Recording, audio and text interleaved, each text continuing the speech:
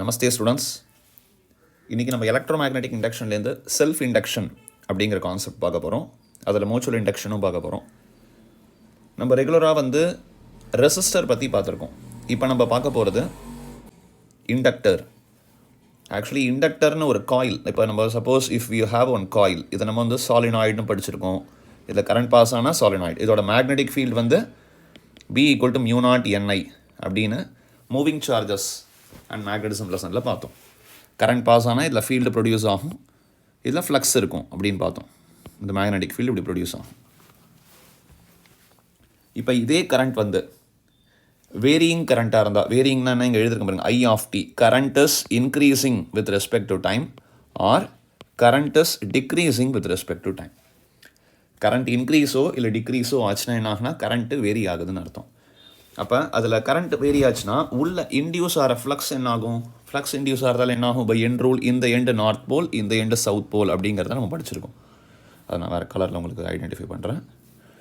This end is north pole and this end is south pole. இப்படி இதில் induce ஆகுது. So உள்ள flux, அப்போ ஃப்ளக்ஸும் என்ன ஆகும்? Flux also various with respect to time. Current also various with respect to time and flux also various with respect to time. இதை நம்ம கிளியராக ஃபஸ்ட்டு புரிஞ்சுக்கணும்.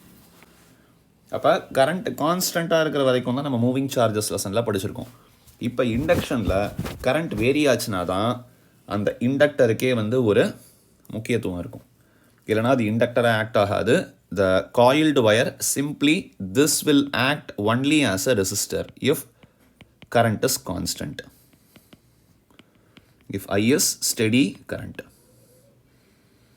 அப்போ I வேரி ஆகணும். வேரி ஆகணும்னு என்னது? ஆல்டர்னேட்டிங் கரண்ட்டாக இருக்கணும். I(t) means it should be an alternating current. Then only the inductor which has a inductance value will work. இல்லைனா அது இண்டக்டராக நம்ம யூஸ் பண்ண முடியாது. நமக்கு தெரியும் சாலினாய்டோட ஃபார்முலா B = μ0 Ni. இது நமக்கு முன்னாடியே தெரியும். B = μ0 Niங்கிறது இதை இங்கே எழுதிருக்கும். இப்போ இதை டிஃபரன்ஷியேட் பண்ணால் வித் ரெஸ்பெக்ட் டு டைம் நமக்கு இந்த எக்ஸ்பிரஷன் கிடைக்கும். இதை ஞாபகம் வச்சுக்கோங்க. இப்போ இதில் நம்ம இண்டக்டன்ஸ்க்கான எக்ஸ்பிரஷனை கொண்டு வர போகிறோம். என்ன எக்ஸ்பிரஷன்? நார்மலாக ஃப்ளக்ஸிங் என்ன ஆகுது? Fluxes varying with respect to current is proportional to current. இந்த காயிலில் கரண்ட் இன்க்ரீஸ் ஆச்சு அப்படின்னா ஃப்ளக்ஸும் இன்க்ரீஸ் ஆகுங்கிறது நமக்கு இதில் தெரிஞ்சிருக்கு. கரண்ட்டு இன்க்ரீஸ் ஆக உள்ளே போகிற number of magnetic field lines that also increases. And we know that ப்ரீவியஸாக படிச்சிருக்கோம் Faraday's law flux is equal to B vector dot A vector அப்படின்னு படிச்சிருக்கோம். இதில் n நம்பர் ஆஃப் டர்ன்ஸ் இருக்கிறதா n B vector dot A vectorன்னு எழுதலாம். Simply we can write it as flux is equal to n BA cos theta. Dot product remove பண்ணணும். இதில் cos theta 1ன்னு வந்துடும். நார்மலாக காயிலெலாம் 0 cos 0 is 1. அதே ஆங்கிள் 180 இருந்தால் -1. So flux is proportional to I. அப்போ அந்த ப்ரப்போர்ஷனாலிட்டியை remove பண்ணால் இந்த ப்ரப்போர்ஷனாலிட்டி எதை மெயின்டைன் பண்ணுது? எந்த இதில் நம்ம இதை மெயின்டைன் பண்ணுறோம்? இண்டக்டரில். அப்போ அதுக்கு ஒரு வேல்யூ இருக்கணும் இல்லையா? அந்த வேல்யூ உள்ள கான்ஸ்டன்ட் தான் இண்டக்டன்ஸ் நீங்கள் கொண்டு வரோம். Flux is equal to L into I. That L is called, this L is known as, this is called your inductance value.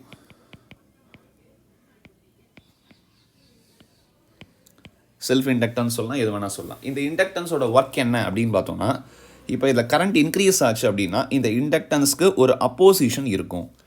Opposition எப்படி சொல்கிறது? ரெசிஸ்டர்னா it will oppose the flow of electrons. அதே மாதிரி inductance will oppose the flow of current. எப்படி? Current grow ஆகிறத கம்மி பண்ணும், அதே கரண்ட்டு கம்மியாச்சுன்னா ஜாஸ்தி பண்ணும். நம்ம ப்ரீவியஸாக லென்சஸ்லால் படித்தோம், மேக்னெட்டை உள்ளே கொண்டு வந்தால் இன்டியூஸ் ஆகிற கரண்ட் மேக்னெட்டை அப்போஸ் பண்ணும். அதே மாதிரி இப்போ இந்த இடத்துல நான் கரண்ட்டை இன்க்ரீஸ் பண்ணுறேன். நான் கரண்ட்டை இன்க்ரீஸ் பண்ணுறதால என்ன ஆகுது? எனக்கு உள்ள ஃப்ளக்ஸ் இன்க்ரீஸ் ஆகுது. If I increase the current value, flux increases. Similarly the induced current இருக்குது பார்த்தீங்களா அந்த காயிலில், that opposes the current change. Current increase ஆனால் கரண்ட்டை டிக்ரீஸ் பண்ணும், கரண்ட் டிக்ரீஸ் ஆனால் அதை இன்க்ரீஸ் பண்ண வைக்கும். அதான் இந்த இண்டக்டன்ஸோட வேலை. That process is known as induction. இதை கிளியராக புரிஞ்சுக்கணும். ரெசிஸ்டரும் இது ஒன்றும் கிடையாது. இதுக்கு சில க்ரைட்டீரியாஸ் இப்போ புரிஞ்சிருக்கோம் உங்களுக்கு. கரண்ட் வேரி ஆனால் தான் அந்த இண்டக்டன்ஸ்க்கு மதிப்பு. இப்போ இதை டிஃபரன்ஷியேட் பண்ணி பார்ப்போம். According to Lenz's law minus d5/dt எழுதுவோம் இல்லையா நம்ம. அப்போ அந்த எக்ஸ்பிரஷன் எப்படி ஆகும்? எல்லாம் டிஃபரன்ஷியேட் பண்ண இண்டக்டன்ஸ் வேல்யூ கான்ஸ்டன்ட்னால மாறாது. That is equal to LdI/dt. அப்போ EMF E is equal to LdI/dt. கரெக்டாக இப்படி எழுதலாம் நம்ம. E is equal to minus d5/dt. Actually இங்கே வந்து வெறும் d5/dt தான் இருக்குது. நம்ம ஈன்னு போடும்போது மைனஸ் d5/dt வரும். அப்போ இதுவும் மைனஸ் ஆகிடும் நமக்கு. So E is equal to minus L because according to Lenz's law E is equal to minus d5/dt.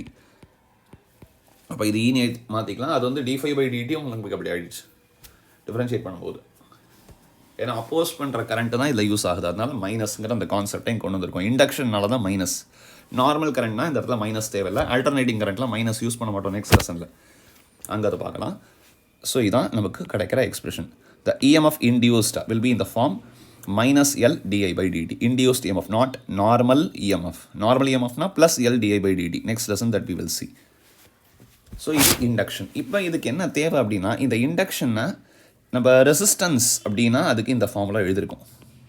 Row L divided by A. Resistance will be not decided by the voltage or current. Voltage கரண்ட்டை decide பண்ணாததை ரெசிஸ்டன்ஸை.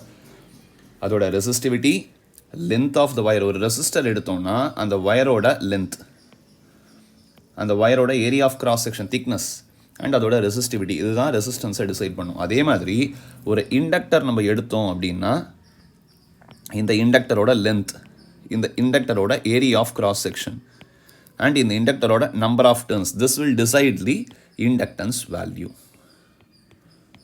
இது என்ன எக்ஸ்பிரஷனுங்கிறது பார்க்கலாம். இப்போ இந்த பழைய எக்ஸ்பிரஷனுக்கு வாங்க. என்னது? phi is equal to L into I. phi எப்படி எழுதலாம்? NBA cos 0ன்னு எடுத்துக்கலாம். Similarly L into I. And we know that B is the magnetic field inside the inductor. இந்த இண்டக்டருக்குள்ள மேக்னெட்டிக் ஃபீல்டு என்ன இருக்கும்? அதான் சாலினாய்டுன்னு சொல்லியிருக்கோம். mu naught Ni. Now substitute that N into mu naught Ni into A. Because B is equal to mu naught Ni நமக்கு தெரியும். It is a solenoid. Current carrying coil is a solenoid. இப்போ I cancel ஆகிடும். Finally we are getting L equal to mu naught small n capital N into A. இதில் நமக்கு தெரியும், ப்ரீவியஸாக solenoid லெசனில் பார்த்துருக்கோம். N is equal to small n is equal to capital N by L, number of turns per unit length. அதை இங்கே use பண்ணிக்கோங்க. அப்போ கேபிட்டல் என்ன ஸ்மால் என்ன மாற்றினா என்ன ஆகும்? N into N square L into A இப்படி ஆகிடும். Or simply we can write it as mu naught N square AL. அதே எக்ஸ்பிரஷன் தான் உங்களுக்கு மாற்றி எழுதியிருக்கேன். So L can be written as எப்படி ரோ L by A எழுதிருக்கோமோ ஆருக்கு, L is equal to mu naught N square AL. This is the expression for self-inductance or simply inductance of the coil.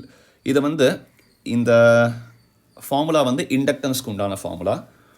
And by varying the current in the coil or varying the magnetic flux in the coil, an EMF, opposing EMF is induced in the same coil. So this phenomena producing opposing EMF phenomenon is known as self-induced EMF னு சொல்லலாம். இதை ஒரு காயிலில் வந்து flux vary ஆச்சு, இல்லை opposing EMFனு சொல்லலாம். அப்படி இல்லைனா பேக் EMFனு சொல்லலாம். இதை மூணு விதமாக நம்ம சொல்லலாம்.